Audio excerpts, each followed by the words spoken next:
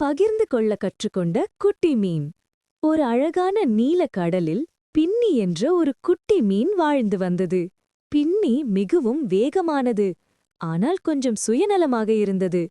ஒரு நாள் பவளப்பாறை அருகே நிறைய ஒளிரும் உணவுத் துகள்கள் கிடைத்தன. இவையெல்லாம் எனக்கு மட்டும் என்று பின்னி மகிழ்ந்தது. அருகில் இருந்த டர்ட்டில் ஆமை மற்றும் ஸ்டார் நட்சத்திர மீன், பின்னி கொஞ்சம் பகிர்ந்து கொள்வாயா என்று கேட்டனர். இல்லை, நான் தான் முதலில் கண்டேன் என்று பின்னி மறுத்தது. அந்த நேரத்தில் பெரிய நிழல் ஒன்று நீரில் தோன்றியது. ஒரு பெரிய மீன் வருவதை பார்த்து பின்னி பயந்து ஓடியது. ஆனால் சிக்கிக் கொண்டது.